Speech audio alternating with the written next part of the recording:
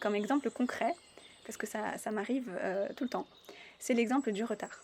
Donc, vous lisez parfois dans les relations toxiques ou sur le respect ou ce genre de choses, que le retard, c'est un manque de respect de votre temps, de votre énergie, et que par principe, vous devriez punir, entre guillemets, les gens qui sont en retard. C'est-à-dire soit leur faire des remarques ou ne pas les attendre. Je sais pas moi, si t'arrives en retard au café et puis je me casse après 20 minutes sans prévenir parce que t'avais qu'à être à l'heure, par principe.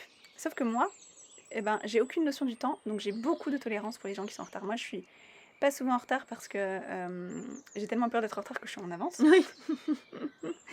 Donc je suis pas souvent en retard, mais j'ai beaucoup de tolérance pour les gens en retard parce que déjà j'ai beaucoup de gens en retard dans ma vie, donc j'ai l'habitude. Et je vois pas, dans ma vision des choses, c'est pas un manque de respect.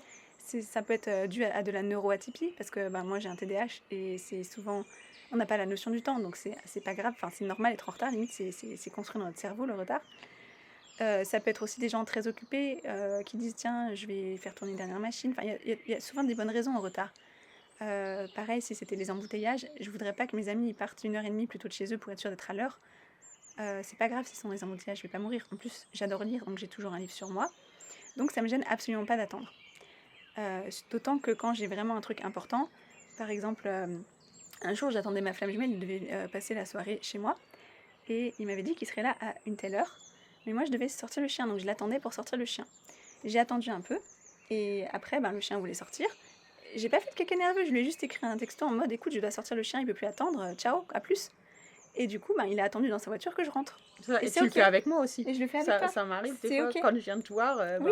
tu me dis écoute, si tu viens avant tout à l'heure, c'est ok, après c'est trop tard. Voilà, Enfin, ou c'est alors, pas trop tard, mais non, mais si t'es en après, retard, toi, tu le sais, c'est du ça. coup, ça te gêne pas C'est ça, d'attendre. voilà. Donc, pour moi, je vais pas en faire une question de principe, parce que ça me dérange pas personnellement que ce soit avec ma flamme jumelle ou que ce soit avec mes amis. Et là où enfin, c'est pas que je punis les gens, c'est que par contre, je pose ma limite. C'est que si j'ai vraiment un truc à faire, je vais pas faire souffrir mon chien pour faire plaisir à ma flamme jumelle pour pas qu'il ait à attendre dans sa voiture. Bah tant pis, il le savait, c'est ok. Et pour lui, c'était ok, il a pas grogné, il m'a pas fait la remarque, il y avait aucun malaise.